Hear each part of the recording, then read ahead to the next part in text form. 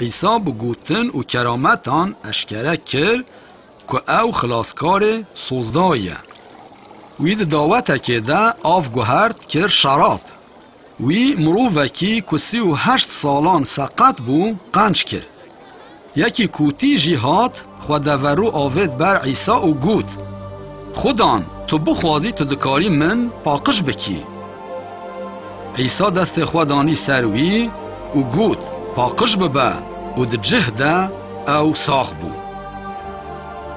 عیسی چاو مرووکی که جزگماکی کور بو وکر. جنک جی یا که نخوشا 12 سالان بو به دزی دست خواه لجلین عیسی دان. عیسی جیره گوت نترسه باوریات تا تو قنج کری. نخوشین جوره جوره دانین با عیسی و وی هموجی قنج دکرن. عیسی گازی 12 زلامان کر کل پای وی هرن. وی هیز و دستهلاتی داوان او شاندن کل سر پادشاهی خوده هین بکن جنان درخن و نخوشان قنج بکن. لهر دره علالت دجویان دا که عیسی ببهیزن و جنخوشین خواه قنج ببن. جاره که 5000 مروف برچی بون زارو که کینان و ماسین خواه دا عیسی. وی جیج خوده را شکر کر و اول علالت بلاف کر. همویان خوار تیر بون و 12 سالیک پاری زیده مان. مروف هل دلیلان دگریان ماکا عیسی جخوده هاتیه. وان گود بافکالین مل چوله ما نخوارن چاوه هاتیه نویسین خوده جعزمین نان داوان. عیسی گود نان خوده اوه که جعزمین تی خوار و جیان ده دنیای. خلکه گود یا خودان وی نانی هر دم بدمه. عیسی گود نان جیان ازم یکو بی با من و باوریه به من بینه قط تی و برچی نابه.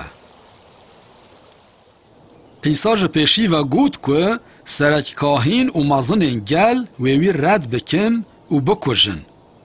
لی روژا سسیان او جناو مریان رابه.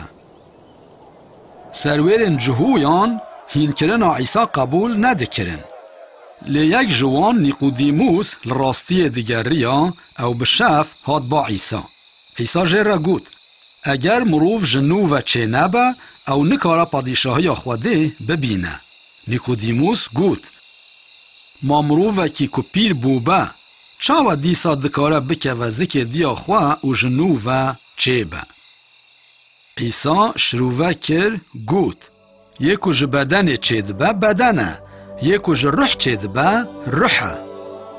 شاش نمینه که من گود دوی هون جنو و چه بن.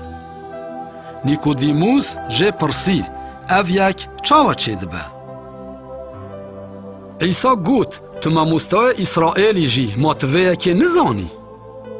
وی جبو جیانا نو جه روها شروع کر.